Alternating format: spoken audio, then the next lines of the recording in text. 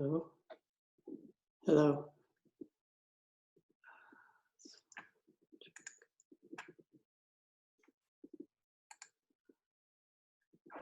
Lewis. Hello. So the talk will be in 2 minutes? Yes, I think so. My apologies that things are.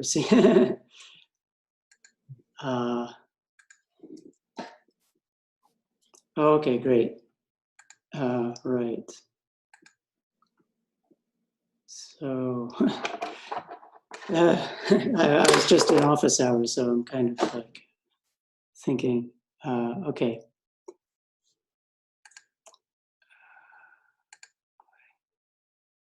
So.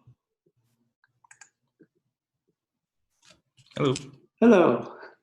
So I just made you the co-host, so you can. Okay. It's good to meet you, by the way, and thanks for nice to meet you as well. Agreeing to give a talk. Yeah. Mm-hmm.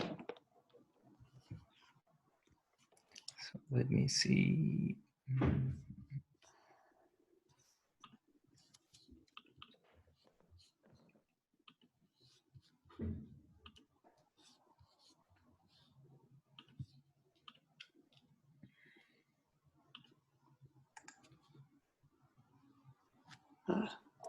Let's see, so then it's working.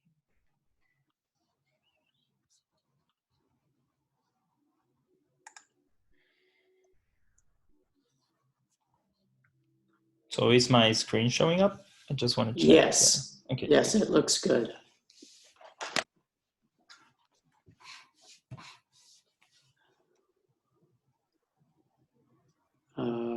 Okay, yes. So great. It looks like we're in business. Hello, Jeff, by the way. Hey, Louis. Hey, Francisco. How are you? Good, you? Yeah, you know, good.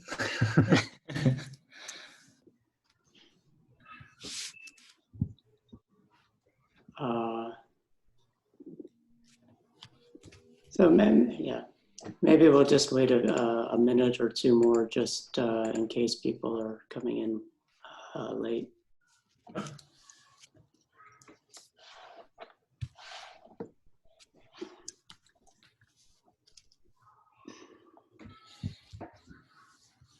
Are you in Palo Alto, Francisco?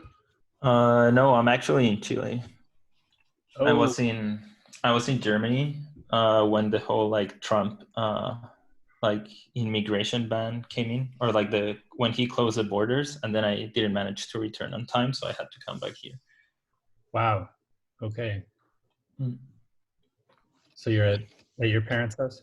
Yeah, it isn't bad. I mean, I would have to be like inside my like room at Stanford, but I guess at least I get to interact with my parents here.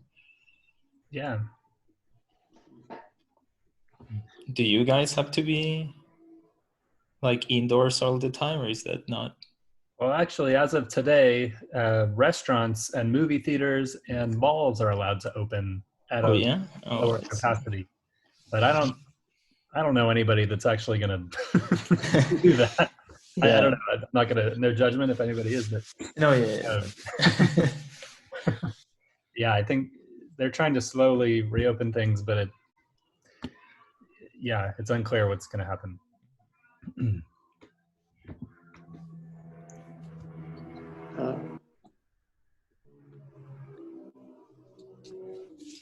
Okay, so I guess we're ready. Are we ready to start?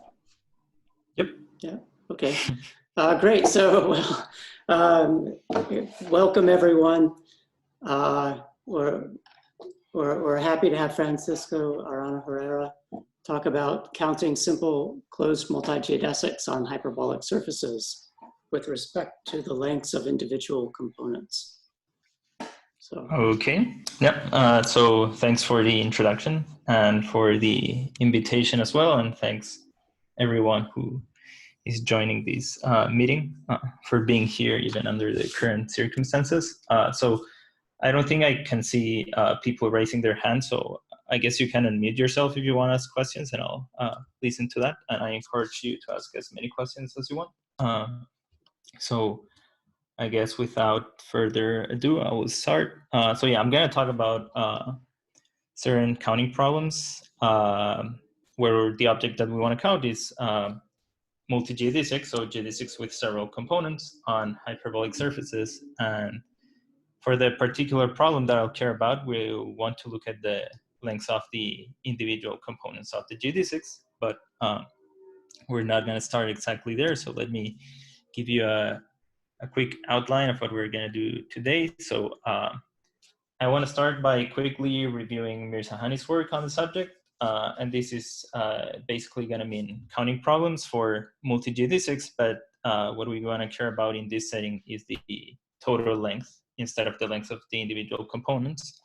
And I'm going to be more precise about this in a second. Then I want to move on to talk about this conjecture of Wolpert, which basically concerns counting problems for multi-geodesics, but where what we care now is about keeping track of the length of each component of the multi-geodesic. And then after that, I just want to spend a big chunk of the talk explaining a proof of this conjecture, which is inspired by ideas of Margulis and basically sort of follows the idea of studying equidistribution phenomena for what we call expanding horoballs. In the case of this problem, it's going to be in the moduli space of hyperbolic surfaces.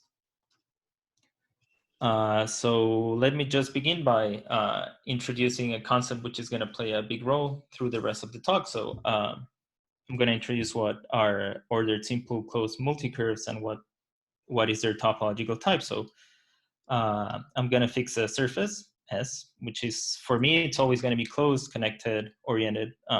Those adjectives are going to be implicit throughout the talk. And on that surface, what I'm going to call an ordered simple closed multicurve is just a tuple with a certain number of simple closed curves, and they all have to be pairwise disjoint and pairwise non-isotopic. Yeah. And if I have two ordered simple closed multicurves on a pair of homeomorphic surfaces, say S1 and S2, then I'm going to say that they have the same topological type if I can map one to the other by some homeomorphism between the surfaces. Yeah, and this should respect the order that's implicit in these tuples. Yeah, so maybe let me show some pictures and you can tell me if they show up properly. Maybe they're a bit small. But let me make them a bit bigger. So whoops. Yeah, maybe there. So for instance, just here are examples of curves that are and are not the same topological type. If you look at the first one here, they both are non-separating. They don't separate this genus to surface, and so they have the same topological type.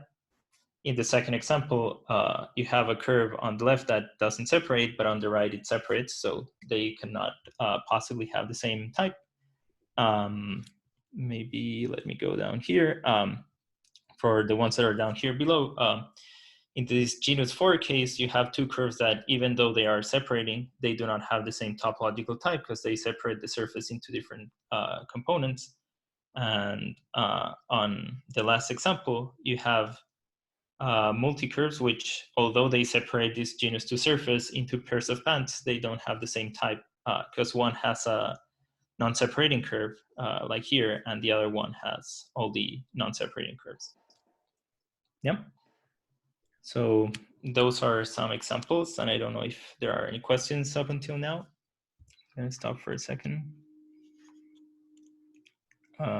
Okay, so let me then introduce what Mirzakhani's counting problem is in this setting. So we're gonna take a hyperbolic surface of genus 2, an ordered simple closed multicurve on my hyperbolic surface, and a set of weights on the components of the multicurve.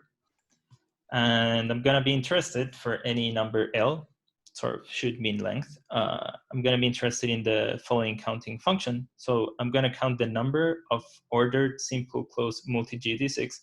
And here by multi-geodesic, I just mean a multicurve whose components are geodesics. So we're going to count the number of ordered simple closed multi-geodesics alpha on this hyperbolic surface, which have the same topological type as gamma, meaning they look the same as gamma when I draw them on the surface up to isotopy, and such that they satisfy this restriction on their length. So this sum just you add up the length of each component on the hyperbolic surface scaled by the weight that we chose previously. So you should think about this as some sort of total hyperbolic length of this multi-geodesic. And so we want to count all ordered simple closed multi-geodesics of a given type that have this bound on their total length. And then the question, to phrase it properly, is that we want to understand how this quantity grows as we take this number L going to infinity. Yeah. And let me just tell you what the answer is. So this is a theorem of Mirzakhani from her thesis. So this is from 2004. And the result in this setting is that this counting of multi-geodesics weighted by A with respect to their total hyperbolic length, as you take L to infinity, this is asymptotic to L to the 6g minus 6. That's one fact that this result is telling you. And the other thing that it's telling you is that we know how to describe the leading term of these asymptotics. It splits into like the following way. It has a factor, this C, which is called the frequency of the, let's say, weighted multi-curve. That's what this notation represents. It splits into something that depends on the multi-curve, something that depends on the hyperbolic structure. This is this Bx factor. It's called the Mirzakhani function. And then some normalization constant that you can compute and which depends solely on the genus. And maybe let me say that I'm not going to give precise definitions of these objects, but I just want to highlight a couple of facts. One is that the fact that these the right-hand side of these results splits as a product is sort of important in the sense that you can sort of isolate the dependence of the counting in terms of the curve and the dependence of the counting in terms of the hyperbolic structure, and that sort of plays an important role in certain applications. And maybe if I'm not gonna give a definition of what the frequency of the curve is, at least I should say that it's something it's a rational number and it's something that's perfectly computable if you know the right algorithm to do it, and you can write a computer program that's basically gonna tell you what it is, or if you're patient enough, you can compute it by hand. But it's something that with enough patience, you can perfectly compute. Yeah. So I don't know if there are any questions up until now. Nope. Okay, so then, yeah, so this is sort of the work of Mirzakhani, and sort of the idea is to count these multi-geodesics when we restrict the total hyperbolic length, and the result is precise. And I mean, although in here we don't have an error term, we at least understand sort of how the leading term behaves pretty well. So just to remind me, so gamma is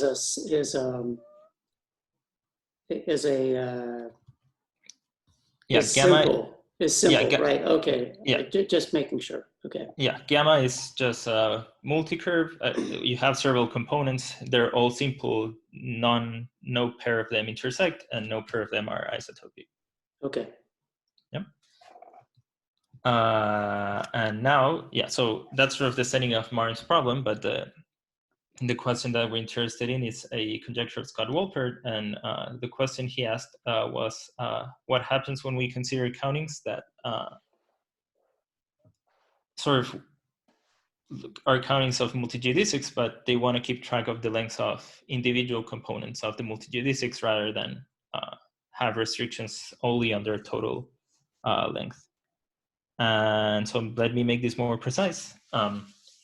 So again, we're gonna let X be some hyperbolic surface of genus 2, sorry, genus bigger than or equal to 2. Gamma is gonna be, again, an ordered simple closed multi-curve on my surface X, and I'm gonna pick some vector B, which we're not gonna interpret as weights for the moment, but rather as some sort of scaling parameters. And the counting problem that we wanna considering this setting is the following. So given a number L, any number L bigger than 0, we're going to count, here C stands for components. We're going to count the number of ordered simple closed multi-geodesics, which we're going to denote by alpha, on our hyperbolic surface X, which have the same topological type as gamma. So up to here, nothing has changed. But now, instead of restricting sort of the sum of the lengths of the components, we're going to restrict the length of each component to be bounded above by L multiplied by a corresponding scaling parameter. Yeah. And I think it's a good idea to look at one particular example. So if in the previous definition, I just took this vector B to be just ones, then what I would be counting is multi-geodesics on X of topological type gamma, and such that now instead of having a restriction on their total length, I have a restriction on the maximum of the length of each one of the components. Yep. So that's sort of, if you put a 1 in front of every L, that's what you get. And so maybe let me just say that again. The question is, how does this quantity grow as we let our parameter L go to infinity? Yep. So replacing L1 with L infinity in some sense. Yeah. Okay. Yeah. The previous thing was sort of an L1 count, and this is sort of an L infinity count with weights, sort of to say. And yeah, and so if that's the setting, then here's the result. So I guess this was proved simultaneously by 3 groups of people. So the first group was Liu, who's a student of Anton Sorich, then Vivek Aronson and Juan Soto, among several other things, and then also independently by me. And I guess, like, if you look at each one of the papers, they all have like different applications in mind, but the results never look the same, but you can sort of turn them one into the other with a bit of work. But let me just state the version that I proved. So for this problem where we keep track of the components, the asymptotics are again polynomial of degree 6g minus 6. And now the leading term splits in the following way. Again, we have this sort of factor which depends on the hyperbolic structure. We have this normalization constant, but now instead of having this frequency term, we have an integral, which is going to be an integral over the box given by the parameters b. And what we're going to be integrating is a certain polynomial, which depends on the genus and on the type of the curve gamma that we're looking at. So here, I guess I spell a bit more of information. It's a polynomial of degree 6g minus 6 minus the number of components of the curve. It has just non-negative rational coefficients, and it's divisible by, it has a factor x1 up to xk. Yeah, and again, I should point out, because that's an important part of this whole story, that these polynomials that show up in this integral are perfectly computable if you're patient enough. And maybe if you've heard about Mirzakhani's integration formulas, they correspond to the top degree terms that show up in such integration formulas.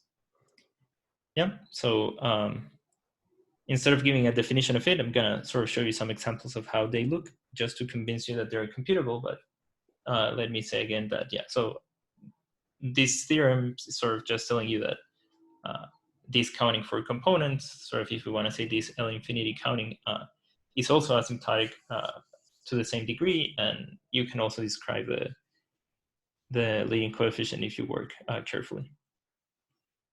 Yeah. And so let me show you some examples of how they look. I hope the pictures are big enough. Maybe let me make them a bit bigger.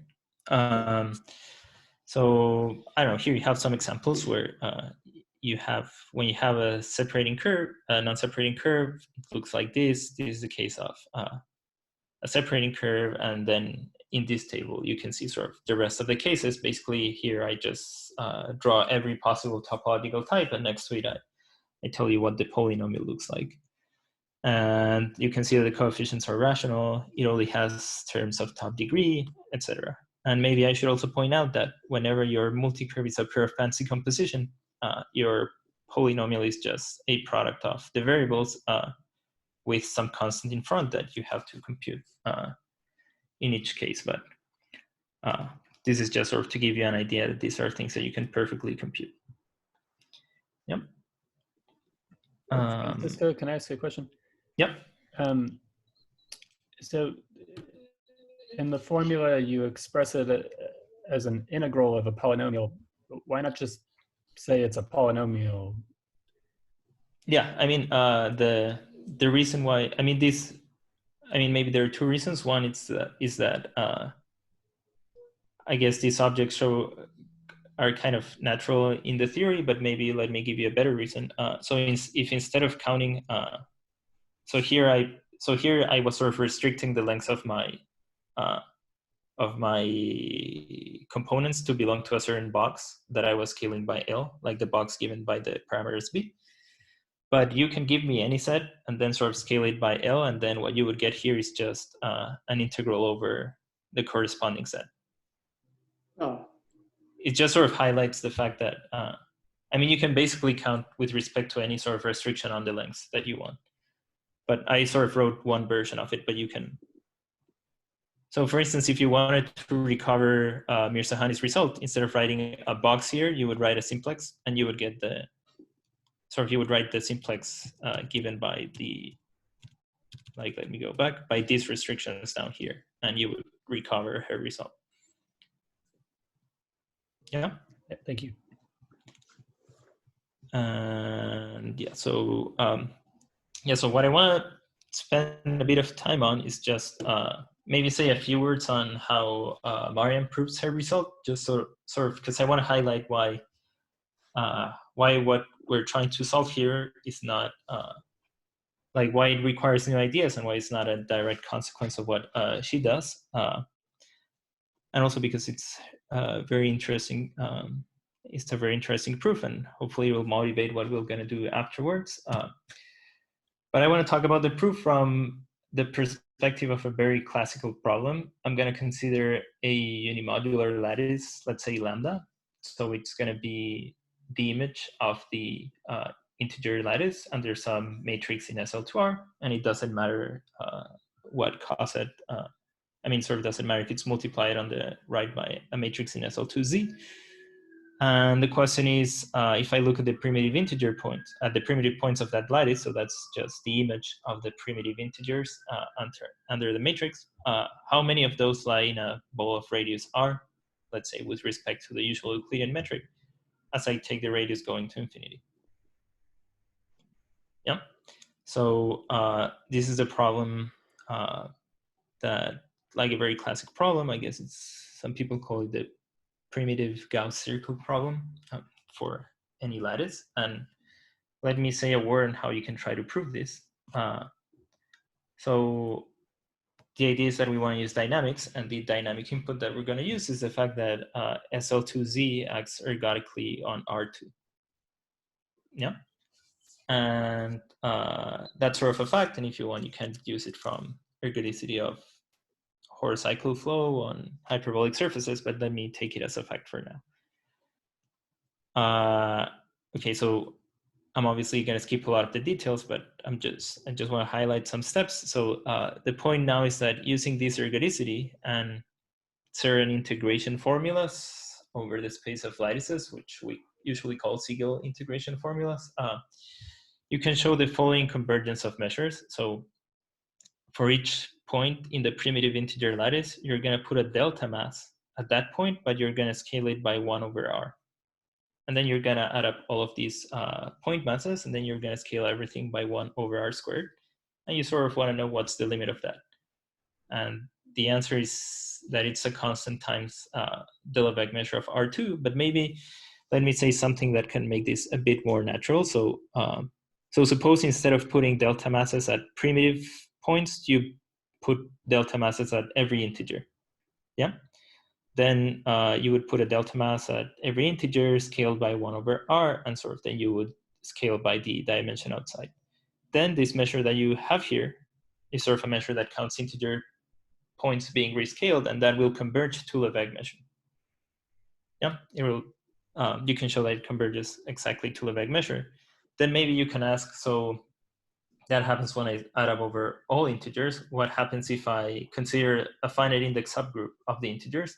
Then I guess you can believe that you're going to get something that's still going to converge to a multiple of Lebesgue measure, where the multiple has to do with the index of the subgroup.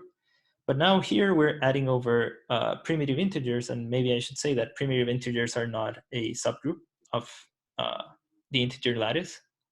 So this requires different ideas, and the ideas come from ergodicity. Yeah, so even though this is not a lattice, ergodicity will ensure that the places where you're putting the delta masses sort of are sort of common enough that when you do this rescaling, you still converge to a multiple of Lebesgue measure. Yep.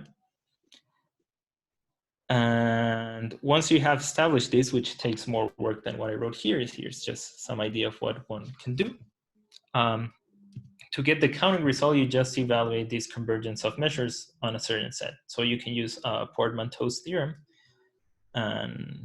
which tells you that when measures converge weak star and you evaluate them on sets whose boundary has measure 0, then the evaluation on the sets converge. And sort of you can see that when you evaluate the measure here on the left on this set, you get the counting that you cared about. And when you evaluate this measure on the right, you get this term over here. Yeah, so when you evaluate this on this guy for any primitive integer point, you're multiplying it by a, you're turning it into a primitive point of the lattice, and then the scaling here r goes to the other side, and so you're counting primitive points of the lattice in the ball of radius r. Yeah. So any questions about this? I hope that was enough explanation. So this is sort of the idea of what you do in this classical setting, one of the things you can do. And let me say that the approach that Mirzakhani takes is basically the same strategy, but with the following translation. And sort of, I'm just going to mention some terms, and I'm going to define them later when I need them, but just sort of to give some idea that there's like an explicit translation between the proof that I just said and Mirzakhani's proof. The action is now not going to be an action of SL2Z, but rather of the mapping class group of a surface of genus G. Instead of looking at R2, you're going to look at the space of all measured geodesic laminations on SG. And I'm not going to define that, but maybe let me say that it's sort of like multi-curves live on your surface, and they make up sort of this discrete set, and then you want to not like a geometric way to interpolate between those objects. And there's a way to do that. Those are called measured geodesic laminations. And sort of, yeah, if you replace R2 by that space, you're good. Instead of looking at the primitive integer points, you're going to look at the mapping class group orbit of the weighted multi-curve that you care about. Now things won't converge to Lebesgue measure. They're going to converge to something that's called a Thurston measure.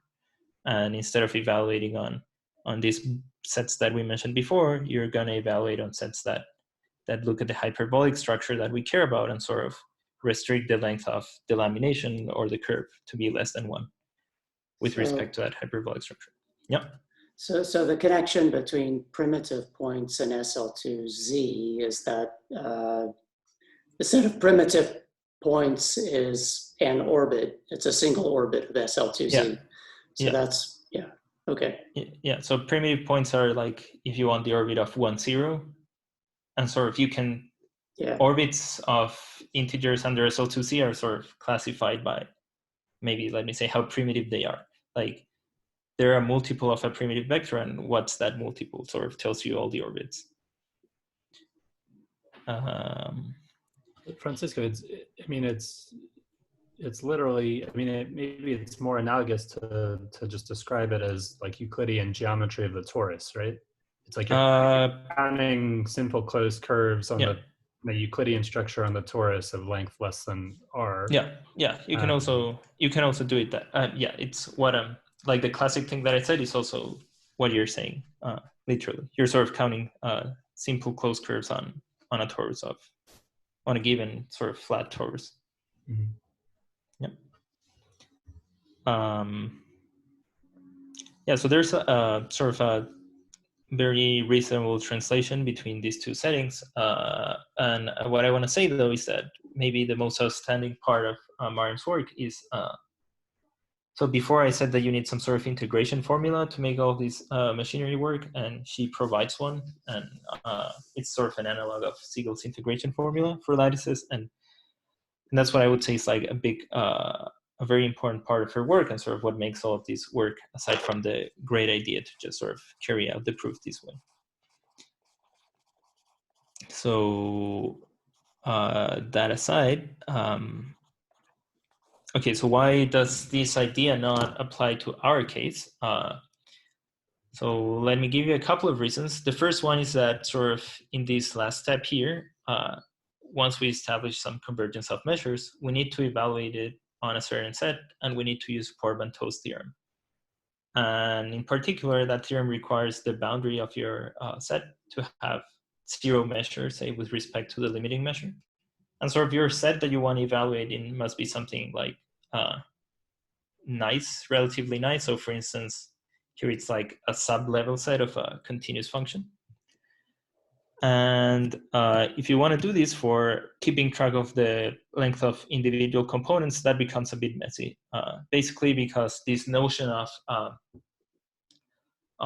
length of a component works very well for multi-curves, but as soon as you want to sort of talk about that in the, and I know I haven't defined it, but let me just say it this way. If you want to talk about that in this sort of space of measured geodesic laminations, there's like no reasonable way to extend this map.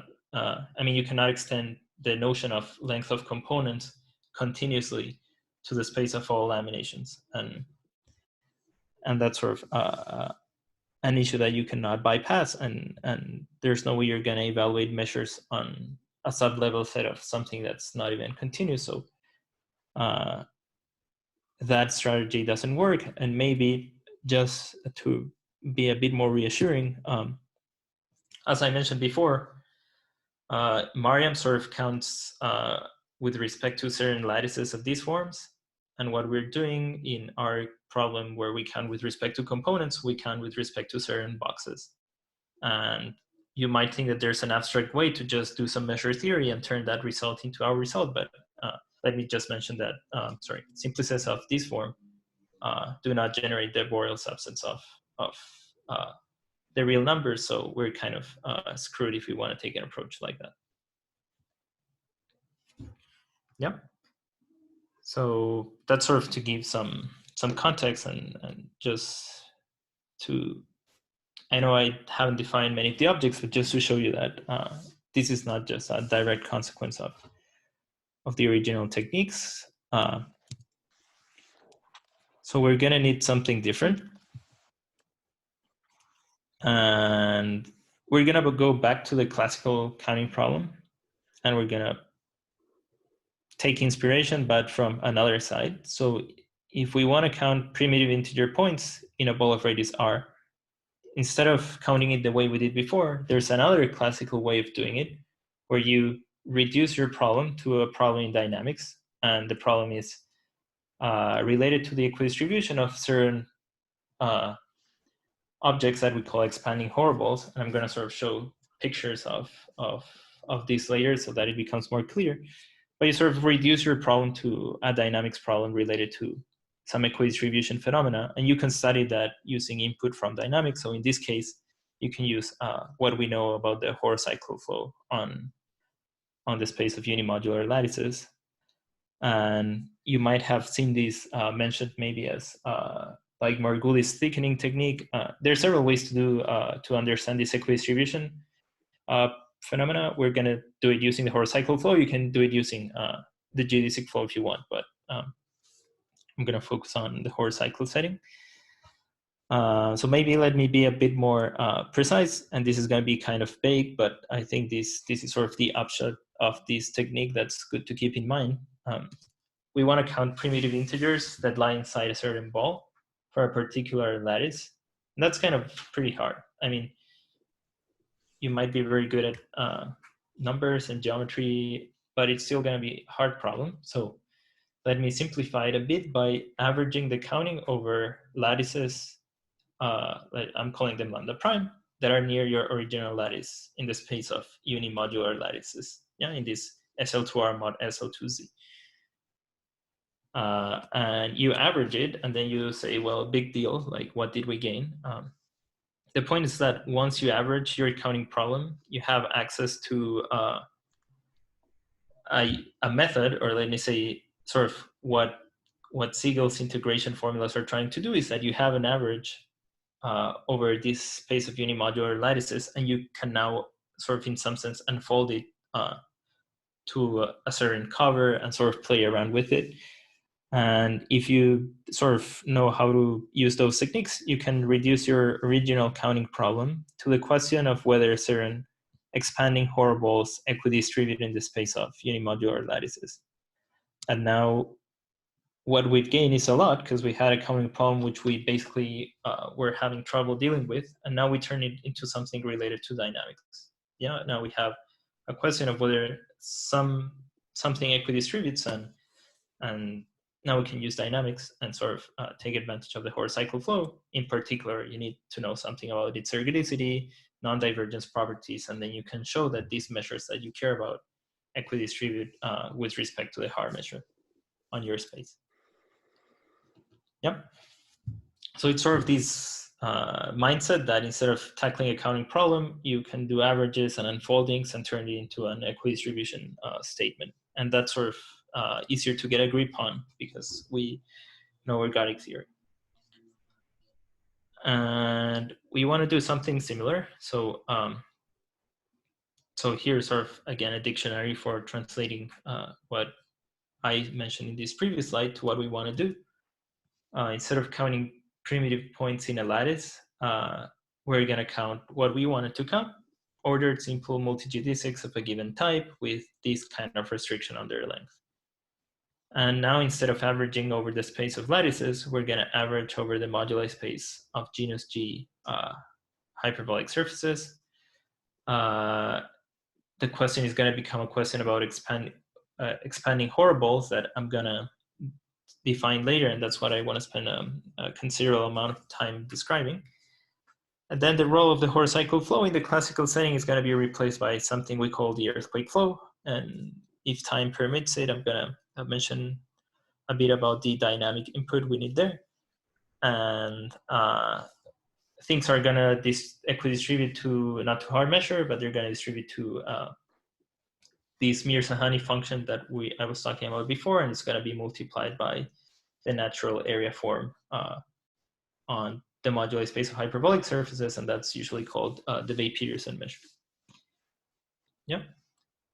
And sort of, this is sort of the rough idea. We have this classical proof, and we want to turn it into a proof in this setting for moduli spaces of hyperbolic surfaces. And I guess what I should do is tell you what these expanding horoballs look like in our setting. And that's what I'm going to do next. So maybe I should stop for questions.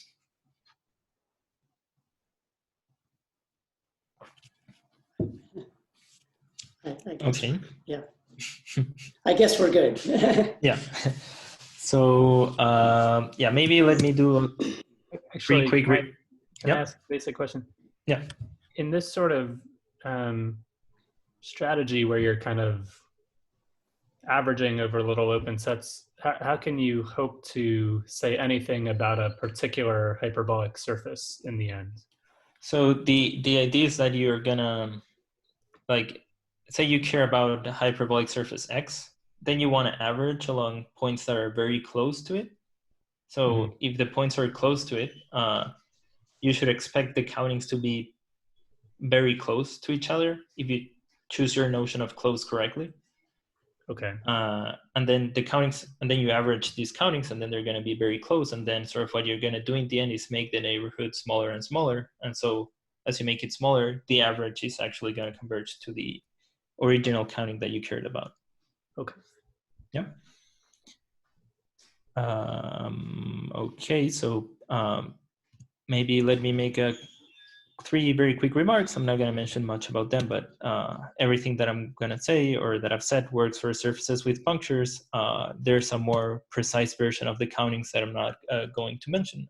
But you can, if you know about the classical setting, people care about counting in bisectors, and you can do something similar in this situation. But let me not say much more than that. And from a completely different perspective, you can also prove similar theorems for filling closed multi-geodesics, but they use completely different methods, so maybe let me not say much more than that.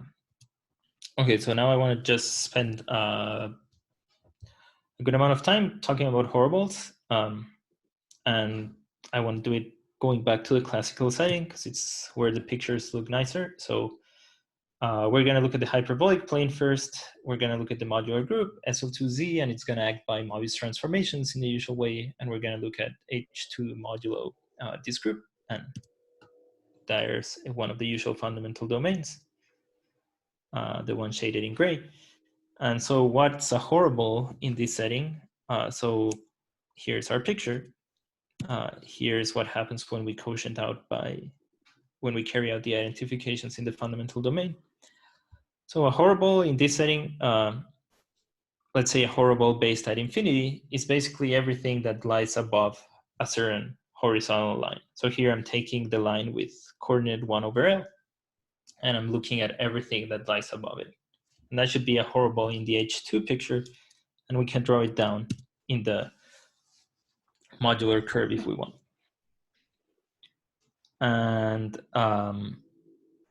sort of what we want to discuss now is a certain phenomena that happens with these families of horoballs. So say I take the parameter L bigger and bigger in this picture. So then this horoball is going to sort of go lower and lower in the H2 picture, in the upper half plane picture. And as it goes lower and lower in this other picture, it's sort of going to start wrapping around more and more over this surface over here. Yeah. So as I take L larger, this line goes lower and lower, and so this shaded region sort of starts wrapping over itself. And what we expect is, or what we would like is to say that as it wraps over itself, it equidistributes in the sense that it visits every place the amount that it should, based on the area of the surface.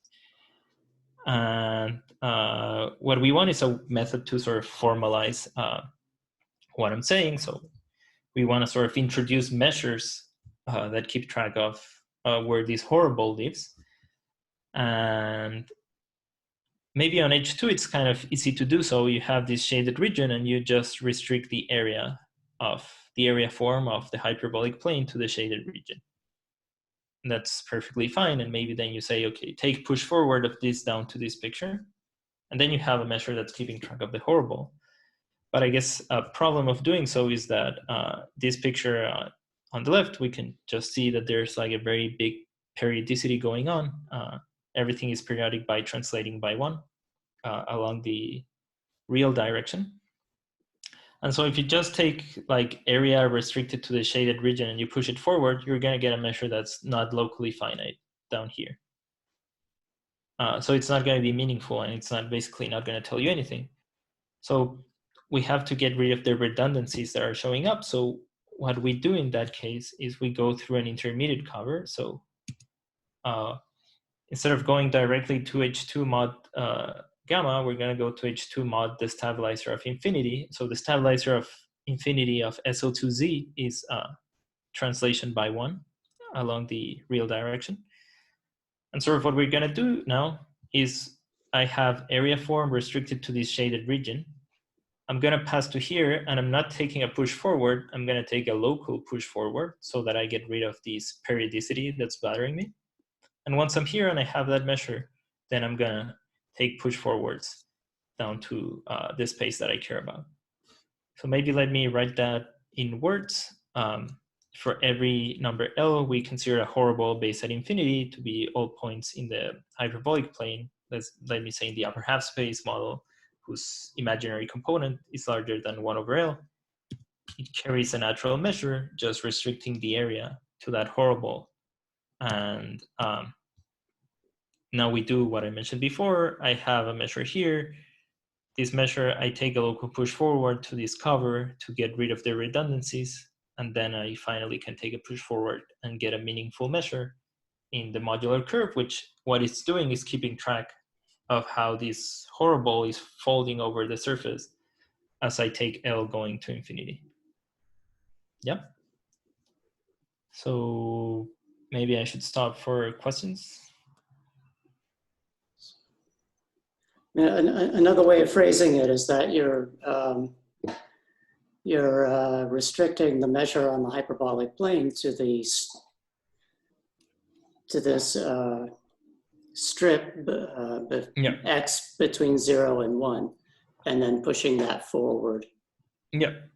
Yeah. Yeah, it's the same thing. Yeah. So I'm restricting it to the strip, and then I'm pushing that forward down to the picture in the bottom. Yeah. So yeah, so that's sort of the measures that we care about. And now the theorem in this setting is due to I mean, it's not phrased in any way that I'm phrasing it here in any of their work, but you can deduce it from their work, both Margulis and Sarnak. With respect to the weak star topology for measures on the modular curve, these horoball measures, let me call them, when I normalize them to be probability measures, they converge to the area of the modular curve normalized to be a probability measure. Yeah, so we're witnessing the equidistribution we want after we normalize them to be probabilities. They visit every set as we expected them to do. Maybe I should say, and I guess I already said it, but the work of Margulis and Sarnak goes much further than anything that I mentioned here concerning those papers I guess I'm citing, but this is the kind of version that we're gonna need. I mean, their results can be made effective. And they also are concerned with horocycles instead of horoballs, but let me just phrase this version for now. So that's sort of the classical setting. And I guess we want to go back to our setting and sort of say what's a horoball in our setting. And I'm going to take some genus G surface, again, closed, connected, oriented. I'm going to fix an ordered simple closed multi-curve on this surface that I care about, and I'm going to fix my scaling parameters B. And maybe let me again write some sort of dictionary between the classical picture and what we want to do. Now instead of, and I'm going to sort of, I'll spend some time saying what each one of these guys is on the left in the next slide, sorry, on the right in the next slide. So H2 is now going to be the Teichmüller space of marked hyperbolic structures on my surface. There's a natural area form on that space. It's called the Bay-Pearson measure. There's a natural action, again, the action of the mapping class group. The quotient now is what we call the moduli space of hyperbolic structures on the surface.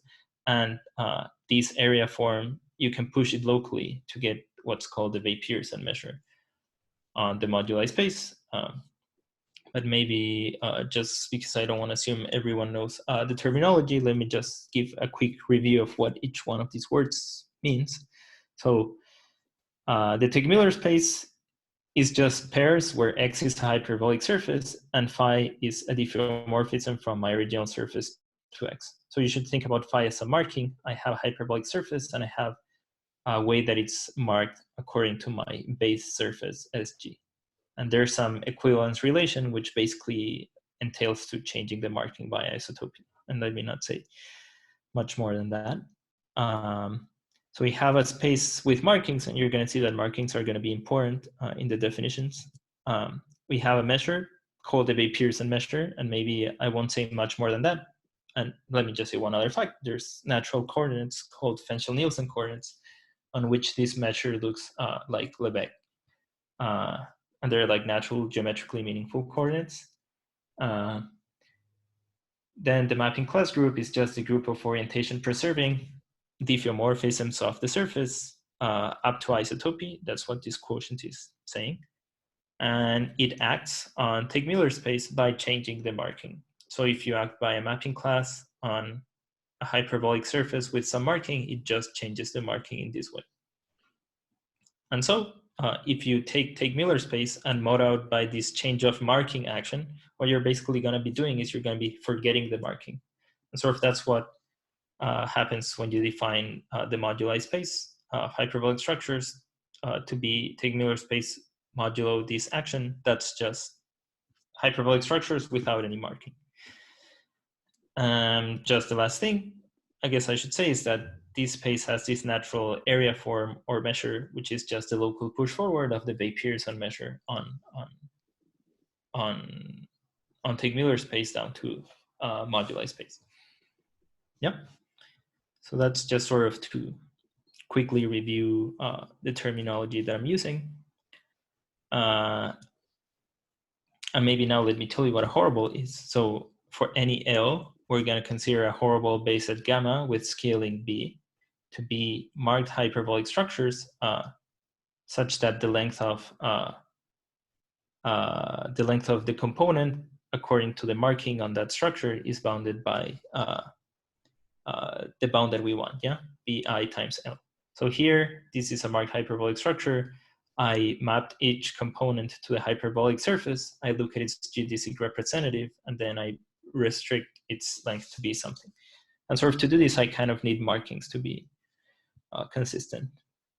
So this definition, it makes sense for any multi-curve gamma, but I'm wondering, is it like easier to use if gamma is full?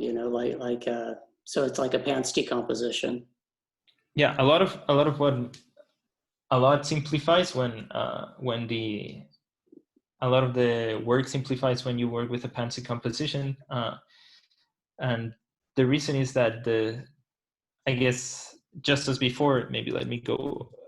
Just as before, there's going to be, at some point, we're going to have to quotient by the stabilizer of our multi-curve. And if you look at a perf Pants decomposition, the stabilizer is sort of pretty large. It has Dane twists along each one of the curves. And when the stabilizer is large enough, a lot of your computations or work simplify. So yeah, it's true that when gamma is a full like perf Pants decomposition, a lot of what you do becomes way more clear. Yep. Yeah. Okay. And yeah, so maybe just as before, this horoball carries a natural measure. You just take your natural area form and restrict it to this horoball.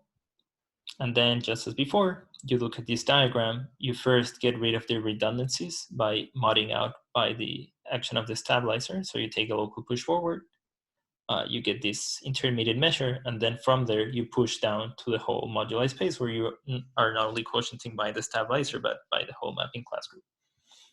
Yeah, so it's like the same that we did before, but just here the thing that we're basing our horoball at is this multi-curve, so we should quotient out by what it stabilizes. And yeah, so this way we get a measure that's sort of keeping track of how this horoball is wrapping around moduli space as we make L get bigger and bigger. And in this case, the result and a first version of this was proved by Mirzakhani for simple closed curves with one component, and then I sort of deal with sort of generalization of that. And the answer is that, again, with respect to the weak star topology and the moduli space of hyperbolic surfaces, these measures, when we normalize them to be probability measures, that's what this denominator means. They converge to something, and they equidistribute with respect to this Bay-Pearson measure on the moduli space, multiplied by this Mirzakhani function, which was showing all over the place for our counting problems, normalized by the thing that has been showing up a lot of the time. And moreover, if you compute the total measure of the total mass that this measure assigns to moduli space, it's asymptotic to the term that showed up, that sort of replaced the frequency in our counting problem. So as you can see, all the relevant things to the counting are showing up here. We're seeing the Mirzakhani function, we're seeing this normalization constant, and we're seeing this term that depends on the curve. Yep. And sort of this is the main thing that allows you to carry out the same sort of proof strategy that I was showing before. The fact that you can actually prove something like this. So let me maybe, yeah, so I guess I still have time. So maybe I can say, do like a very brief summary of what's the dynamical input in this proof. And I'm going to be very vague here because I would need to define a lot of things, but let me say just something. So the space that you want to work here is what we call the bundle of unit length measured geodesic laminations over moduli space. So your base is moduli space, and the fiber above each point is sort of measured geodesic laminations with length 1. So it's like this interpolation of multi-curves, this sort of completion of the space of multi-curves, and you just look at those that have length 1, and you should think about this as some sort of unit tangent bundle in a way. That's what it's replacing. It has a natural flow, which we call the earthquake flow, and it's a flow which continuously extends Fenchel-Nielsen twists from simple closed geodesics to measured geodesic laminations. And I'll have a picture in a second of what I mean by Fenchel-Nielsen twists in case people haven't seen those. So there's a natural flow. There's moreover a ergodic invariant measure, which we call the Mirzakhani measure. And not only do we have ergodicity results, but by work of Minsky and Weiss, we have non-divergence results, which very roughly tell you that if you take a trajectory along the earthquake flow, it sort of spends most of its time in a compact subset. So I know this is all very vague, but let me just draw one picture of how the flow looks like, because if no, I would feel a bit guilty. So here's a hyperbolic surface, and here's a geodesic on it, a simple closed geodesic. And what the flow does is that it's gonna cut along this curve, and it's gonna reglue the surface back with a twist. And I think the better way to look at that is, here's my original surface, I keep track of that line there, and then I cut along, I twist, and I glue back, and now the line looks something like that. And sort of this T is measured in terms of hyperbolic length, and it's sort of, as you make T bigger, the structure gets twisted more and more and more and more. And this is sort of coming to replace the role that's played by horocycle flow, but in this other picture. Yeah. So maybe I'll ask for questions. So one question that came to my mind is, can you say something about the rate of convergence? Yeah, so that's a very hard question, and maybe let me say one word why. When you do these kind of problems in the classical setting, and you're looking at, I don't know, horocycles or horoballs, your rate of convergence, you have rate of convergence, and that usually comes from the fact that you know that the geodesic flow is exponentially mixing. That's sort of a way to get it, a very natural way to get it. And the problem in this setting is that here there's no counterpart of the geodesic flow. There's sort of nothing, like there's no globally defined flow that's sort of replacing the role that the geodesic flow. There's no, like, you mean like Teichmuller flow or something like that? Doesn't. Yeah, so for instance, if you think about flat structures have a Teichmuller flow, and they have horocycle flow, and they play very nicely with respect to the homogeneous picture.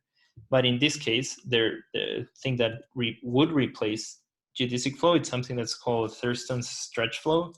But the problem is that it's not an actual flow because it's not defined everywhere. It has, like, it's not like a globally defined object that we can understand. It's like not continuous in any sense. So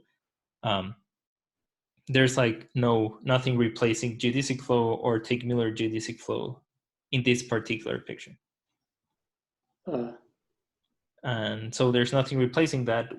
And even if we manage to, I don't know, use this Thurston stretch flow, we don't even know convergence rates for something like that. And we don't know if it has some mixing property. So we are still kind of short on input from that side. Yep. Yeah. So maybe this is the reason why I phrase a lot of the things in terms of horocycle flow, even though in the sort of classical setting, what's usually used is exponential mixing of the geodesic flow, and that gives you error terms, which we're not getting here. So I guess I have 3 minutes. So let me maybe say something that I find very nice. So I stated an equidistribution result, but let me interpret it probabilistically because it's kind of nice and easy to state.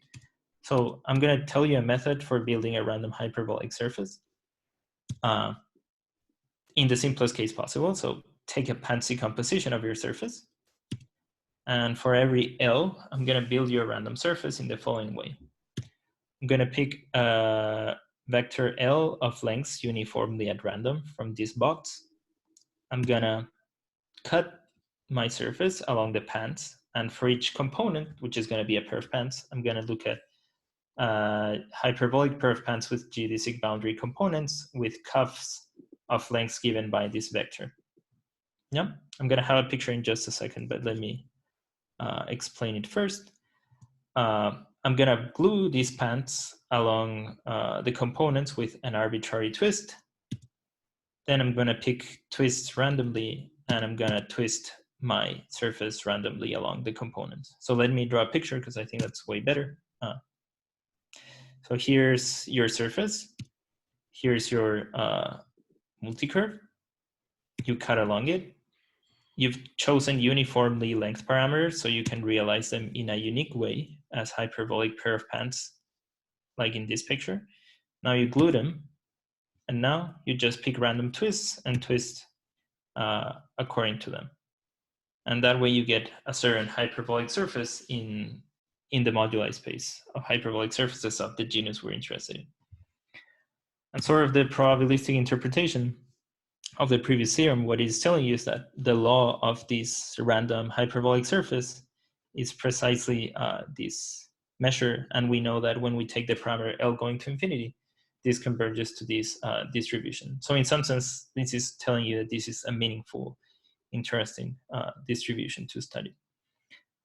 And yep, so I guess I think I'm running short on time. So maybe, yeah, so just in a word, I'm not going to read this aloud, but in this random construction that I mentioned, I picked lengths uniformly from a box, but maybe what happens when I pick it from something that has code dimension 1, you may ask if everything remains random in the same way, if we witness the same limit when we take the parameter going to infinity. And the answer is yes, and that was answered in a case by Mirzakhani, and I guess I later generalized it to a more general setting. And maybe just to finish, that's code dimension 1. Maybe you can ask what happens in higher code dimension. Do we still witness randomness? And maybe let me just say that it's way harder than in code dimension 1, but there's some work in progress where we give some sort of positive answer in a very weak sense. But let me just stop there. Okay. Yeah, thanks. Thanks for a very interesting talk. So I have some questions, but I've been asking questions all along. So I want to give somebody else a chance. If somebody else,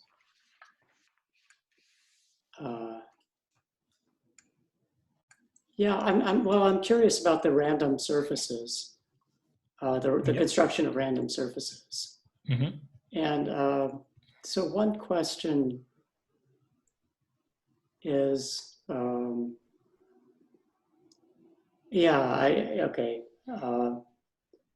One question is, could it be possible to alter the construction a little bit? And I'm not quite sure how to say this, but I guess what I want to do is not take a limit, as L tends to infinity. Yeah. So if I could just choose an L and instead of choosing this 3G minus 3 tuple uniformly at random, I choose it in some other clever way. Mm-hmm. And yeah, I mean, there might be ways in which there might be, if you choose the parameters not uniformly, but I also don't know exactly according to what distribution. I do expect that certain choices might make you still equidistribute to what you want. Just I mean, this is just sort of intuition. Like after you work in this a bit, you sort of notice that this sort of randomness is kind of robust. Like I guess here I stated it for a pair of pants, but if you take components that are not like, you take multicurves that are not full, that are not pair of pants, you can also describe a procedure sort of in this way that also yields you a random surface. So I do expect if you do certain changes into this process, you might still witness the same randomness in the end. But yeah, it would be subject to what you're doing. But I do think it's robust enough that it allows certain modifications.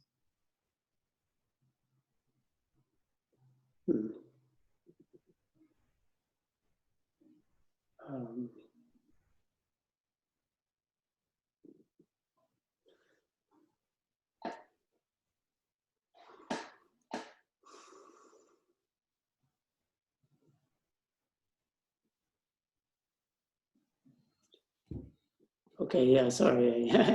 I guess, yeah. Yeah, thanks again for a great talk. I have a question if you still have time. Yep. No, yeah, I still have time. So can you say more like precisely how those polynomials W are related to Mirzakhani's volume polynomials? I noticed yours are odd degree and hers are even degree. So I want to know. So the only change, I don't know what, I adopted this convention at some point, but let me go back. If you look at Mirzakhani's original formula, next to this polynomial, or to her polynomials, there's an x, if you want a bold x. So what that means is you just take these factors. So I kind of like, just because I like it more, I just incorporate them into the whole polynomial. But usually what Mirzakhani calls her polynomials is these guys divided by, what would show in her formula is like x1 to the 4, x1 to the 4, and so on. And here it would be x1 squared, x2 squared, etc. It's just like a matter of convention. Is that because like she's using the volume of the moduli space, but then the extra x's are for like integrating over all twistings you can use to Yeah. So these x factors, the fact that these x1 up to xk show up is because you're twisting along each one of the curves, and each one of the curves contributes. That those twistings are the ones that are contributing these x factors. Nice, cool. One other thing, can you say like something? Does B of x tell you anything qualitative about x? Yeah, it tells you something. So there's, so maybe give first a very vague thing that it says. So it's sort of telling you how short are the curves in your hyperbolic surface. So for instance, if your hyperbolic surface is developing a very short curve, the function is blowing up. And I guess you can give upper and lower bounds of the same order. And we do that in a paper with Jayadeva. And I mean, you can say what bounds it satisfies, but maybe I can say one other thing. It's sort of square integrable with respect to Bay-Pearson measure. So you can sort of, it's hard to pinpoint the value for a specific structure, but you can sort of give bounds of the same order and at least constrain it in some way. And it's supposed to represent how short curves are on your surface. And maybe if I can give a precise definition, sort of what this guy is just the Thurston measure of the set of laminations that have length less than or equal to 1 in this hyperbolic structure. So it's like a concrete definition, but it's hard to say what it is for a particular structure. Thank you.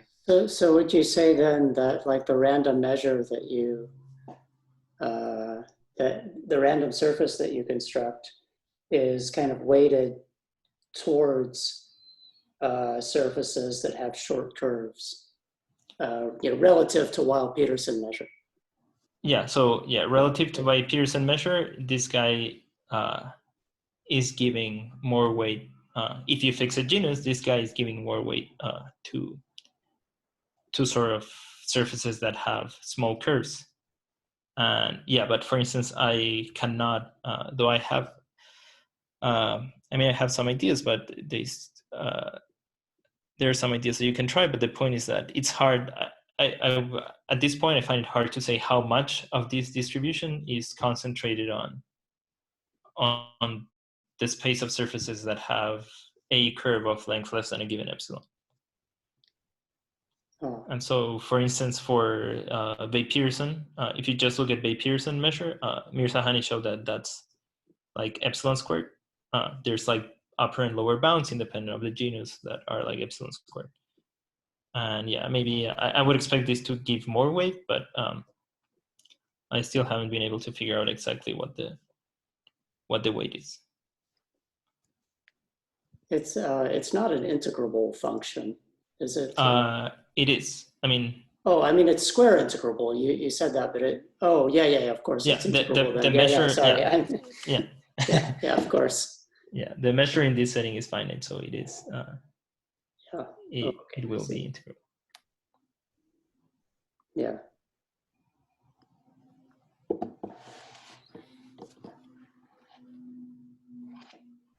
Hello, I also have a question. So your theorem, so you have like a limit of a weak star limit of like measures. So the limit that you obtain, it's unique or depends on L or some randomness, or I mean, it's like your theorem, it's like a sort of central limit theorem. And let me go to the slide. So I guess here. Yes. So the limit that you obtain is like a sort of unique. I mean, depends on what? I mean, here what we should interpret is it's unique, and what I mean by this expression here is that this is it's converging to some measure that's absolutely continuous with respect to this guy here, and its density is given by Bx. That's what this entails. So yeah, you're converging to like a unique, like well-defined distribution, and it has this density in front. But I guess what we were trying to say is that this density is sort of, you can say some things, but you cannot like pinpoint exactly what it is for a given hyperbolic structure. So if you change, I don't know, some randomness, or if you change B, for example, or I don't know, you obtain the same limit. Yeah, there's a certain robustness, like you can change the B, you can change the curve that you're looking at. Now maybe instead of looking at boxes, you can look at like other shapes of sets, and you're always going to witness, as long as you stay within a certain reasonable amount of variation, you are always going to converge to this guy. So it's sort of universal in a sense, if that's so it's like sort of central limit theorem. You have like, you know, if you know central limit theorem, saying that everything is converging to the to like the normal distribution, and here is there's some sort of flavor like that. Okay, thank you.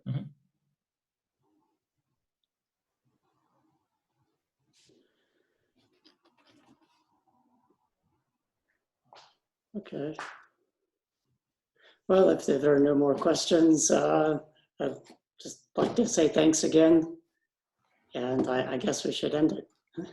Yeah. So thanks for inviting. Well, thank you. Okay. Anyway, see you guys. Thanks, Francisco. Thank you. Yeah.